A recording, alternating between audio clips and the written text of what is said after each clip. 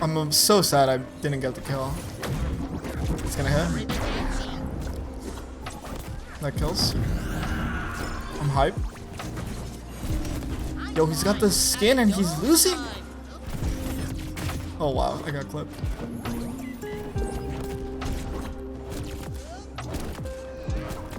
Oh, that was clean.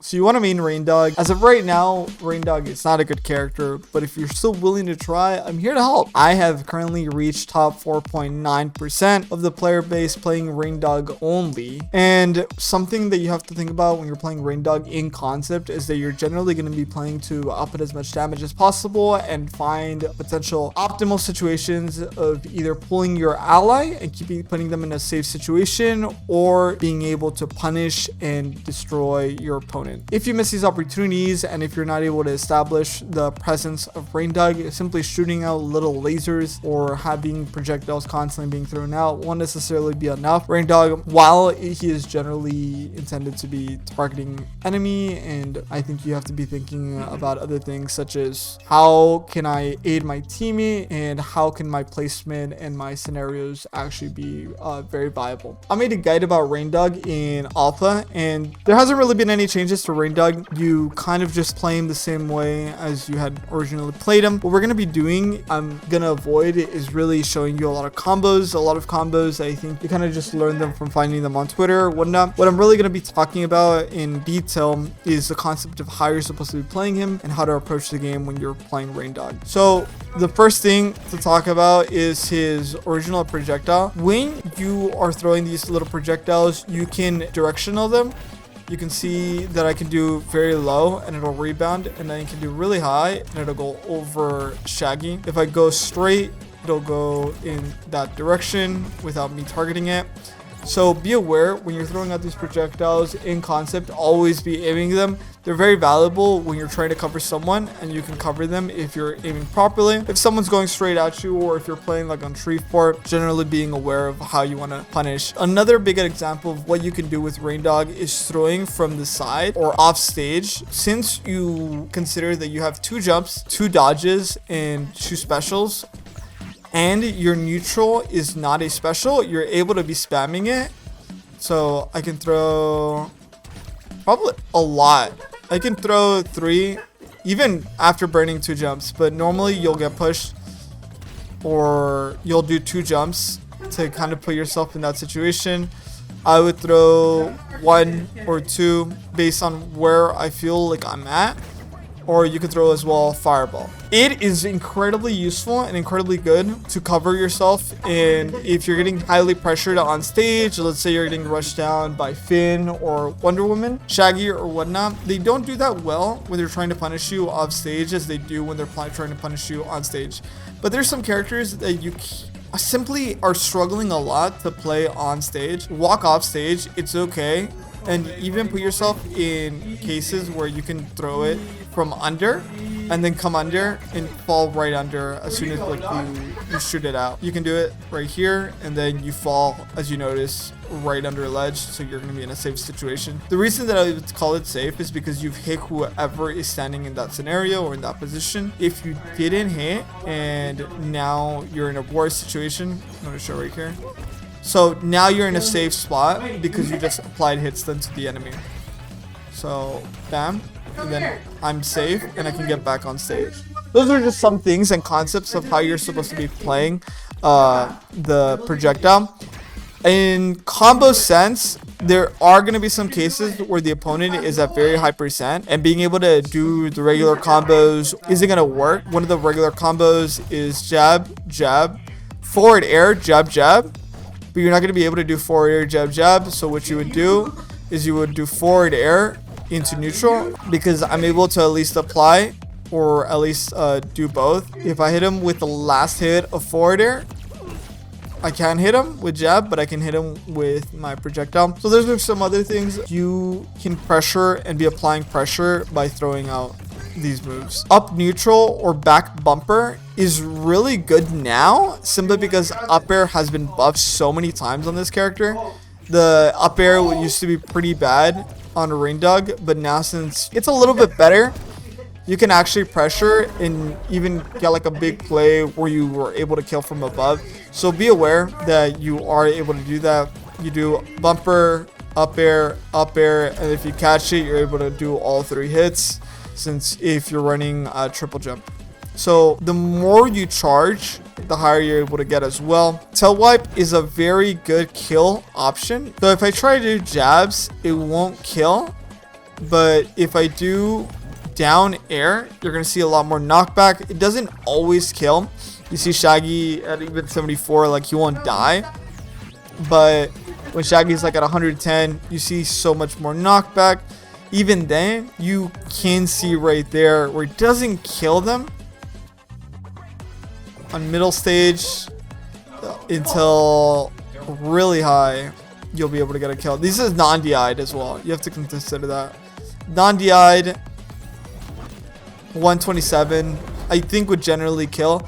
I would recommend you to just go for swipes. Now we do the love leash. Love leash is so valuable. It's actually absurd how valuable this ability is on Reindog. Since you're able to pull your allies, you can also do so much more than that. He's at 140, right? I can do an absurd amount of damage without even applying a single touch onto Shaggy. All I am doing is I am between him and my ally. The blue Shaggy is my ally. I applied 42 damage for simply having that Shaggy in between us. All you have to do is have the enemy in between you, and you're going to be able to keep applying this damage. Also, the value of being able to pull your allies is insurmountable. You really have so much value. Every time they're knocked back, if they are in a kill, hit stun, knockback, you can pull them and you can save them. If they're getting down aired, if they're getting pushed and knocked away, you can pull them and it'll stop any directional. But most of all, do always have laser at all times. It is so valuable, but as it's down for 7 seconds, it's actually up for so much longer. Simply having it as a damage occurrence is so good. And there are cases where your ally is off stage and they just need you to save them, and all you have to do is just pull them in, and that's super valuable. Don't always think about doing as much damage as possible. Think about, okay, does my teammate need me to save them right now, or do they not? When I was playing Reindog originally, I would try doing forward special to get back on stage. I thought it was very optimal because I could hit most opponents with the pressure. It does not always work. You can sometimes get hit by Superman, but I think this move is really good to incorporate on stage as well. If someone's running away from you, you cannot really catch them with your neutral attack, your neutral projectile. It's better off if you're trying to catch them, or if you're trying to apply pressure or push yourself forward. You can apply that by moving forward with side special in air. It's also good to do a mix-up, and when you're coming back, you can also do it. You can also incorporate it that if an enemy is on ledge, you can pressure them by going into them with forward special, and you'll be able to knock them off stage and being able to punish them moving forward. This is your real recovery. You don't have to get picked up. This move allows you to get picked up by your allies as an item. It is not relevant, but the amount of movement speed that you're able to get this on recovery is so good and it also bumps you slightly upwards. Notice how I'll jump and then it'll bump me up even higher, even if I didn't jump. Also allows you to reset and keep yourself floating for a larger amount of time. So you can float and then you can get back on either way. Forward special is bad. It is pretty bad. You will almost not be able to touch enemies. Look how long this startup is. It is absurd.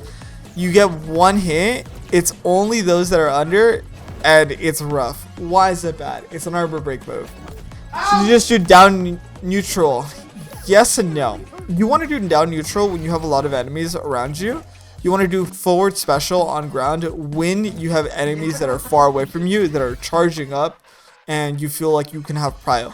For that reason, it is bad. You are putting yourself in a bad scenario, in a bad situation, because you are forcing yourself to break armor rather than they themselves already running at you, and you preemptively reacting to it with a down neutral. Laser. We talked about it in the last video. It gives you more damage. That's my lie. You also see that the Shaggy has his hands electrified. Your teammates gain a lot of advantages. When it comes to the perks, you generally want to take Fire Fluff. I originally thought Crystal Pell would be more valuable, but it's not as good the higher rank you go, because the crystal can be broken on one hit. It makes it no value at all in high rank games. What you want to do with the crystal is you want to go to the corner of the stage, place it, do one charge. Don't charge heavy. Don't charge heavy. This is fine. Notice how it doesn't take me long.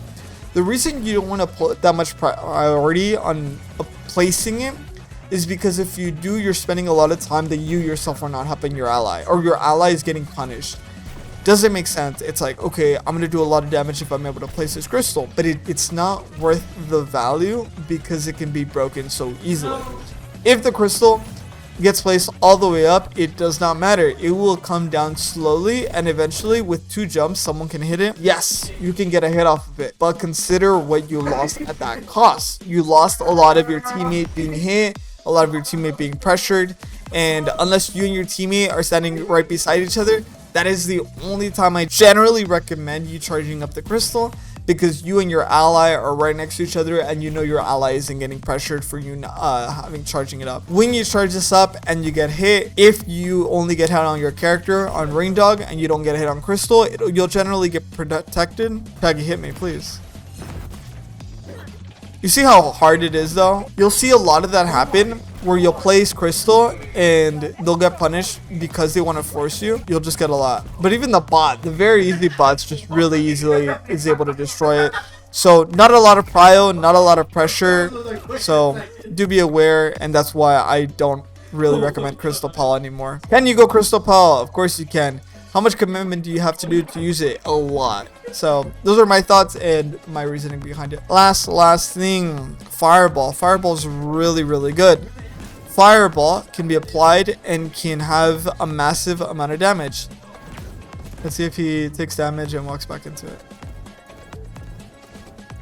You see a lot of damage being placed onto him. He was at 40.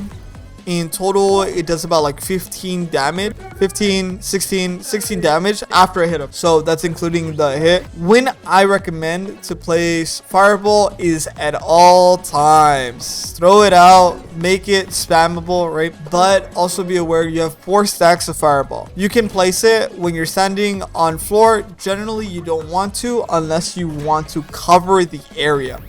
You can throw Fireball and notice how it's going to cover a lot. But it's really easy to just jump over it since we all have 2 jumps and we can all just jump over it, or just play slow on it and then not approach while the fireball's coming at us. Even me, who's really slow, can get to the other side so they themselves can walk away from it. Just take a step back, wait for it to go through, and then being able to punish from it. For that reason, I do recommend Fire Fluff. I believe it's only generally making the fireball length higher. It goes so high and you're able to apply so much more pressure because people can't necessarily avoid it as easily. If I take the other one, it's a lot easier to just jump over it. I don't think Reindog's strong perks or golden perks are necessarily that good, to be honest. I think they're both pretty bad. I think they can both get a buff or they can both have more value.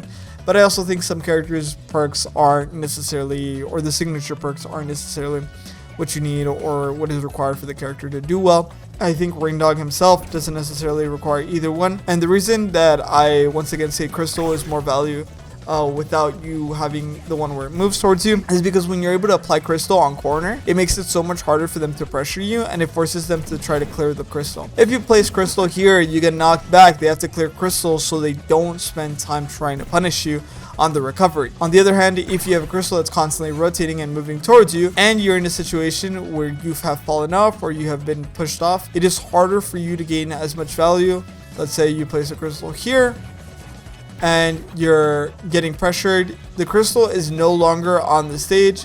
Yes, it can hit enemies while it's maneuvering around you, but because it is no longer on stage, you are not getting the value that it would normally be able to give you if it was still standing here and being able to pressure. The whole point is for you to try to get back on stage, and if you're not able to do that, you're not getting anything from it. Last but not least, what perk should I go on Reindog? Generally, you want to go triple jump and Tasmanian trigonometry if you're generally playing, if you trust yourself in the damage sector or in the damage aspect of it. I personally trust myself to do a lot of damage, so I generally play with those. If you're playing with a teammate that you believe needs a lot of armor, such as Iron Giant, sometimes you could take Retaliation Ready. I like Aerial Acrobat so that I can get back on stage easily. I am a lightweight character, so I want to always be thinking about how can I get back on stage and how can I be applying as much pressure as possible. Aerial Acrobat works really well because you generally get pressured heavily as Reindog. A lot of characters and a lot of players just want to rush you down. Snowball is sometimes good when you're playing against tanks. One perk I do replace a lot is Aerial Acrobat, since Tasmanian Trigonometry and triple jump are so valuable. And as I showed earlier with the up airs, triple jump does have so much value and you're able to get so much kill from it. The final perk that I also recommend is School Me Once. If you're playing against two characters that have very heavy projectiles and you want to be able to avoid them or at least pressure them or get away from them, I would heavily recommend School Me Once, as it is incredibly good. Your team receives projectile block buffs for 2 seconds after being knocked by a projectile. So when you're playing against Velma, Tom and Jerry, or even against another Reindog, this has so much value and you're able to simply dodge, avoid, and pressure in all senses. But yeah, that's my Reindog guide.